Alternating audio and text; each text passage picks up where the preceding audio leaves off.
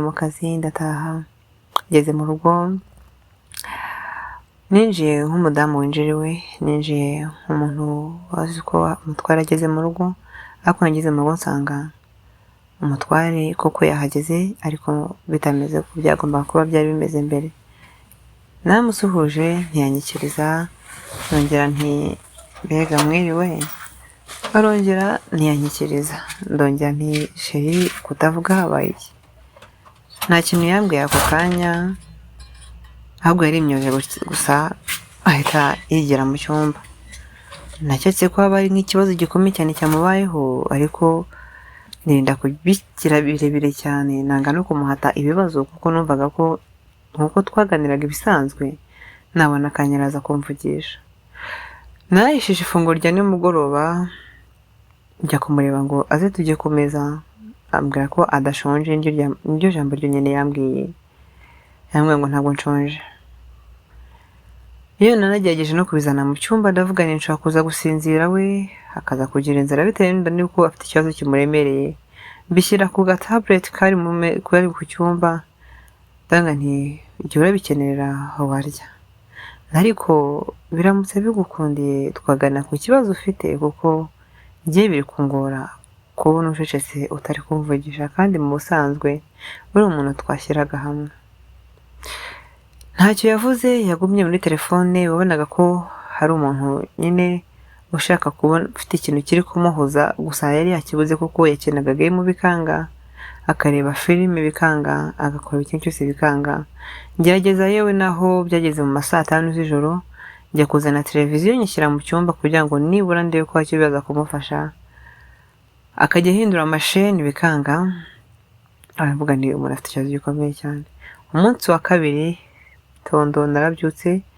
ntegura breakfast nk'ibisanzwe ndamubwira nti breakfast yatunganye ko ngenda agomba kwihuta ngo njye mu kazi ariko ngo ishyiraho ndaza kuyifata nayisize ku meza ndangije njya mu kazi ariko ngenda nibaza hari iki kibazo iwanjye se habaye iki akazi ntabwo kari koroshye uwo munsi n'ibitekerezo kuko byari byinshi gusa ku ruhande rw'akazi kari agasanzwe ahubwo nuko byari byinshi mu mutwe icyakurikiyeho rero nuko nimugabo natashye ngasanga ibyo nasize ku meza biracyahari birancanga ndavuga ni ahangaha noneho ubanza ibintu biri ku rundi rwego gusa narahageze nsanga we ntabwo ari yataha ariko hashize nk'amasaha 2 ubwo nari ndi mu gikoni ndimo ndategura ifunguro rya nijoro numva amahoni ku gipangu agenda ndakingura nsanga niwe ari kumwe n'undi muntu w'umuhungu barangije baraza umuhungu namusuhuje ariko ntiyanyibwira bageze mu nzu amafunguro ataraboneka ariko ndeba muri firigo kubw'amahirwe nsanga harimo amata ndabaheza ariko umutware wanjye we yanga kuyanywa gusa umushyitsi we aranywa yavugana n'umushyitsi bakavuga neza ariko nagira ngo ndahageze hari ikintu ashaka nko kumbwa cyase nshaka kumubaza nta kinsubiza cyase gakimvugisha naribajije uwo mushyitsi aje gukora iki cyangwa se hari ikihe kibazo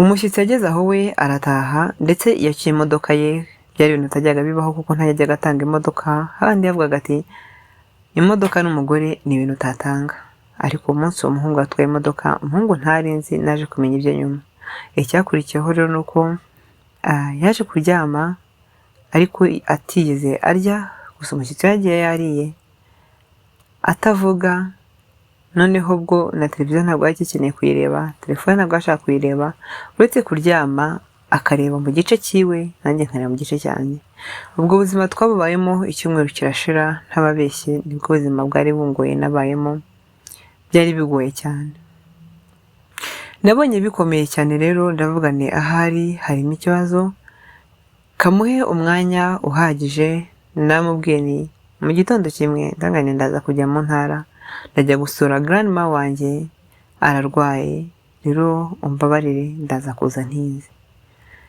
arambwira ngo use cyangwa byihorera mbese we yavugaga amagambo make muri icyo gihe ariko asesereza amagambo akomeretsa nyuma yaho rero nakize imodoka nanjye ndagenda kuko nari nasabye uruhushya nabwo ntabwo meze neza, nabonaga nanjye nyine hari ibintu bitari kugenda neza, kandi buriya iyo urugo utagenda neza ubuzima bwawe buba bwarangiye. Nakije imodoka pakira utuntu twari twose nagomba gushyira umukecuru, ndagenda. Ngezeyo natunguwe no kumva bambwira ngo ushenye urugo rwawe. Ndababaza, urugo rwanjye ndushenye nte? Ngira ubwoba birancanga. Niko kubwira grandma wanjye, ndavuga nti rero ntabwo mbavugira mu migani, kandi naho mvuye nandi mu migani nta kintu maze kwa muri kumfasha. Grandma wanjye arambwira ati umugabo yaduhamagaye atubwira ko umunaniye, mbese atari wa mugore yashatse.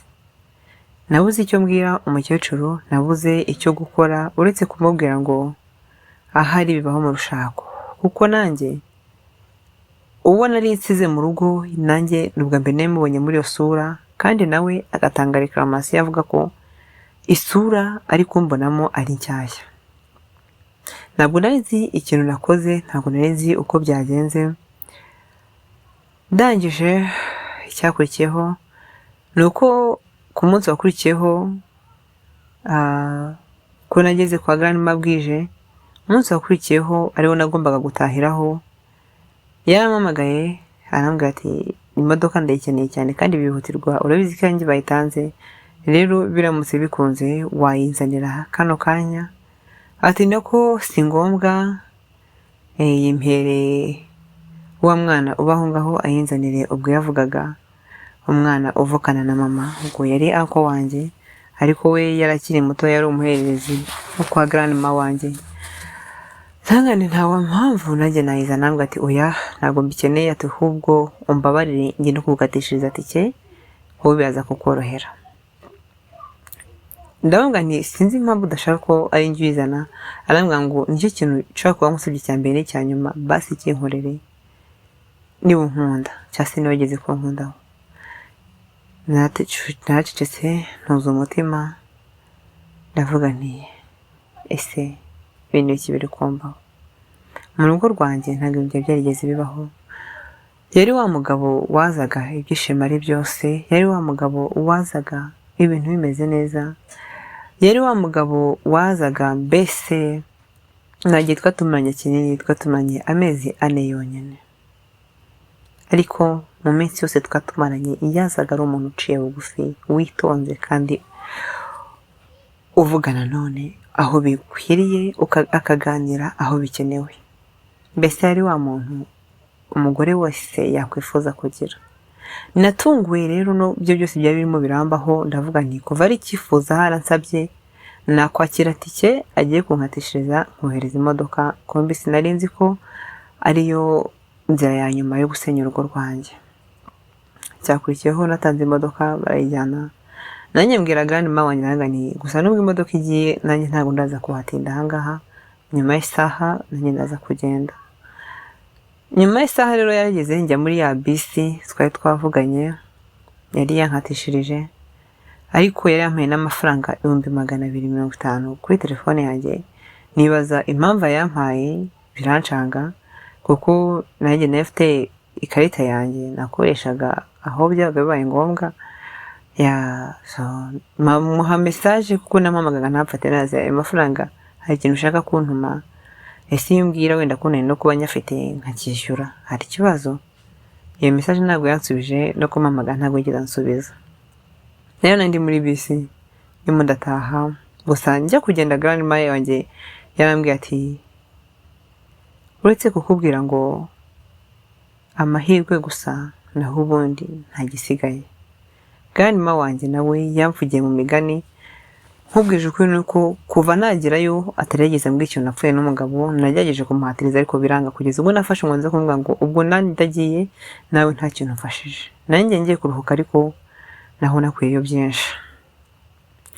Naraje rero ndi muri bisi, ntabwo ndaza kuvuga aho nari ngeze, gusa nari kumwe n'abandi bantu benshi twari twicanye, abandi bicaye imbere yanjye, abandi bicaye inyuma yanjye. Ngiye kubona mbona harampamagaye, ndavuga ni rwaye nuko nampamagaye inshuro nyinshi cyane nkanama message ntayisubize. Aje arambwira ngo si ngombwa rero ko uza gutaha kuko madamu urugo rugezemo.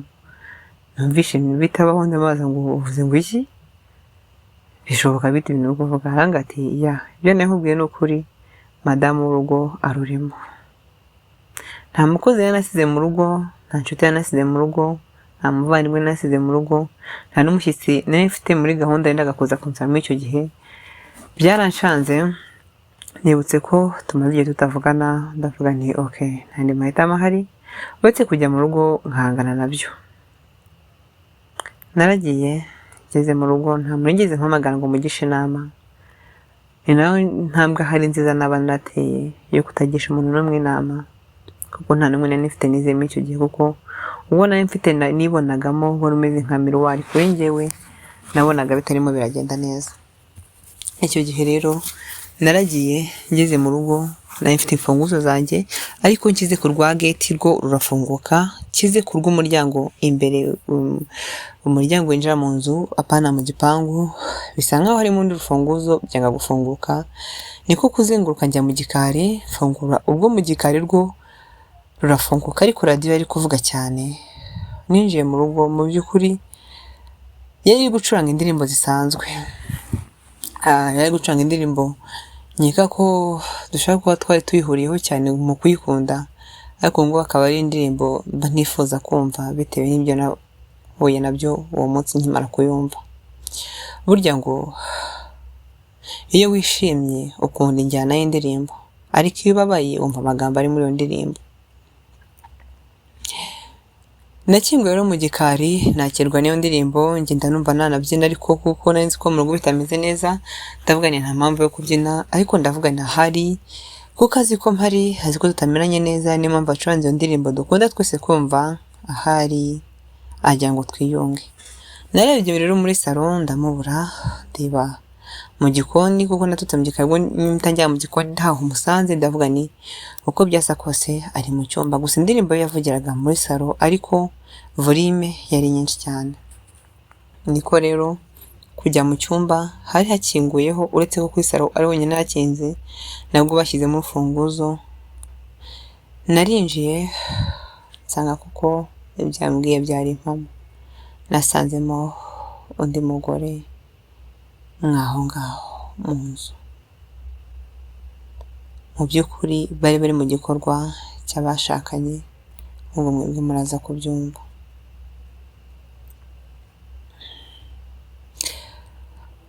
Nk'umuntu nagombaga gusakuza, nkavuza induru, cyangwa se nkafata nk'icyuma nkarwana, cyangwa se nkakora buri kimwe cyose, nari nemerewe gukora ibintu byose by'umuntu wese urakaye ahubukira gukora, ariko narabirebye nta kindi cyanje mu mutwe uretse gumpamagara mu izina, ndavuga nti James wiriwe, umbabarire ndakubangamiye, ariko ahari twaza kuvugana mu kanya. We kubwe kuva twari twagakundana ntabwo arazi ko nzi no kumpamagara mu izina, yatunguwe no kuva mpamagaye mu izina ako kanya. Arangije arambwira ngo nta kibazo tuze kuvugana. Nagiye mu kindi cyumba rero cy'abashyitsi, ngerageza gushaka icyo nagombaga kwambara hafi aho ngaho, no mu myenda twari twarafuze ariko itarajya mu cyumba kuko yari itarazingwa. Nshaka icyo nambara, njya mu gikoni, nshaka icyo guteka ndakibura, nashaka icyuma nkafata ikibiriti, nashaka akamamiyo nkagura isafuriya cyangwa se nkashaka umufuka nkawubura. Mbese ntabwo nari mpari icyo gihe, uretse ikintu cyanzaga mu mutwe ni ibiki biri kumbaho byonyine. Numvaga narira, numvaga nabwira isi yose biri kumbaho, numvaga navuza induru, numvaga ntazi icyo gukora. Icyakurikiyeho ndi muri icyo gikoni rero, indirimbo yabaye nirangira, numva mu cyumba harimo urusaku nyine rutari rumeze neza. Ndavuga ahari indirimbo nayisubizamo, wenda iri kumushimisha ahubwo ku giti cye, nubwo ngewe iri kumbabaza. Nasize gaze iri kwaka, ariko nta kintu cyakiriho kuko nabuze ikintu kiraho, nta nubwo nari nzi ko nayicanye. Njya muri salon nsubizamo ya ndirimbo, nicara hafi ya radiyo kuko numva amagambo ari muri iyo ndirimbo, numva ni indirimbo umuntu wese yakifuje kumva uri mu kibazo, numva ni indirimbo uri mu rukundo igukomeza, numva ni indirimbo umuhanzi wese akwiye kuririmba agatanga message ku bantu bari mu rukundo no ku bantu byagenze nabi. Yari indirimbo nziza pe. Iyo ndirimbo yararangiraga ubwenge bwenyine mfite bwo kwisubizamo kugeza byemeze nkaho ndi kwiyahuraho, ariko nkumva ntabwo bihagije, nkumva navuze induru. Ngeze aho indirimbo maze kuyumva neza ndimo ndarira, nagiye muri douche mfungura amazi ndikingirana, amazi amenekaho ava mu mutwe agera ku maguru, nsa n'usutama gatoya mu nguni ndigunga cyane, maze ndarira ndongera ndarira. Bya bintu byose nashakaga gukora filime ikigera hagati aho nasanze mu cyumba bitameze neza, numvaga nabikora ako kanya, kandi koko nararize pe, nararize ndongera ndarira pe. Hahandi narize nkumva amarira arakamye, hahandi narize nkumva ijwi ryo kurira rirashize, nkumva noneho bigeze naririmba. Rero kurira birangiye naroze, kandi ubwo nambaye n'undi myenda, amazi nayimenyeho nambaye imyenda nyikuramo nyicya ku ruhande. Hari udupotamani tuba turi muri douche nyimanikaho, mfate swime ndakenyera yonyine. Namaze kurira numva ntuje, nsohoka muri douche, gusa indirimbo yari yahinduwe hahema izindi. Nahageze rero bari muri salo, gusa we yarazimije gaze, aje arambwira ngo kuki uri indangare, kuki utabasha no kuzimya gaze niba utashaka kuyikoresha, ese gaze irigura? Ndangane mumbabarire, ubwo nikosa ryabayeho, ngo n'undi ukora amakosa menshi. Mbese nishindwaga amakosa menshi, ntarinzi ngo nayahe makosa nakoze. Nari ndi mu minsi isanzwe, aho nabyukaga nkagenda nkongera nkagaruka nta gihindutse uretse imyenda nabaga nambaye, kuko akenshi n'amagambo navugaga yabaga ari amwe, kuko akazi kabaga ari kamwe. Niba ari karibu yahoraga ari karibu, mwaramutse abaga ari mwaramutse, abakiriya amagambo ahaga ari ayandi. Rero sinenzi ko nakoze mwabo hagati. Icyo gihe rero naratuje, gusa aho mu nzu wa muntu nasanze mu cyumba, wa mukobwa nasanze mu cyumba, yicaye nawe muri salo, ubona ko bameze neza nk'icouple. Ndangije umukobwa aranyibwira ati nitwa Sandra, ni inshuti ya James bihagije, ndetse nkeka ko wenda nubwo tudapanga ibintu bikomeye cyane nta gihe kizagera tukabipanga. Ndavuga nti okay. Ntaravuga byinshi, James ahita anca mu ijambo. Nimvuga James ngumva umugabo wanjye, aca mu ijambo arambwira ati si ngombwa rero mushiki wanjye, nta kibazo, reka ndaza kumukubwira birambuye, ntabwo ngeze mukubwiraho. Ndavuga nti nta kibazo, kuko nari nareze rero, byari numvaga nareze niniguye, ntabwo nkeneye kubabazwa n'iryo jambo ako kanya. Gusa ryari ribabaje, nimbivuga mve ko ryari ribabaje, ntabwo mbivuze kugira ngo habeho guseka. Icyakurikiyeho none numvaga mfite n'imbaraga zo kuba najya guteka, nagiye mu gikoni ndateka, ariko uko neka nkajya nibwira muri njye, nkibwira ngo nkihamagara, nkibwira ngo ibintu byose bibera kugira ngo twige. Ikindi kandi ntago intambara yose uyigiramo kugira ngo uvuze induru.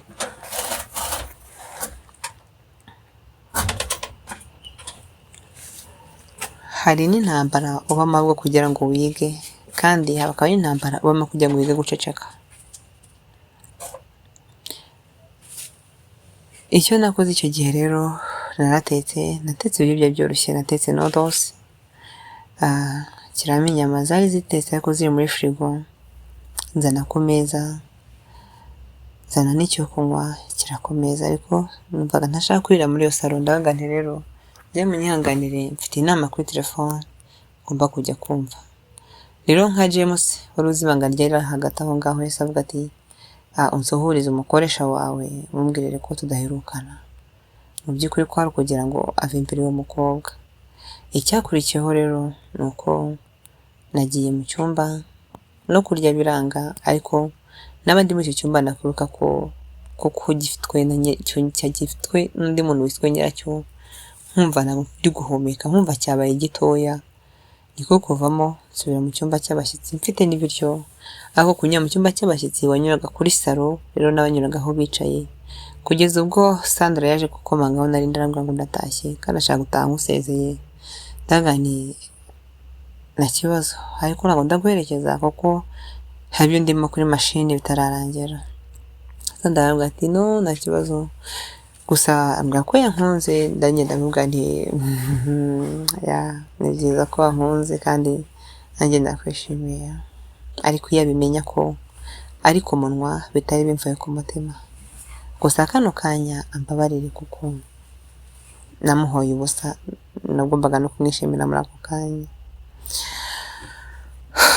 Sandra amaze kugenda rero numvaga ko ikigiye kurikiraho tutaravugana, kuko nk'iyo byari bisanzwe nanjye numvaga kuko ntiteguye kuvuga. Nanjye numvaga nta kintu na kimwe cyo kwakira. Natunguwe rero no gusanga ibyo byose byari biri kumbaho koko byari binkwiriye, koko nagombaga kubibona, koko ibyo nakoraga byose byaragombaga kumpesha iyo nyiturano. Ntucikwe n'igice cya kabiri.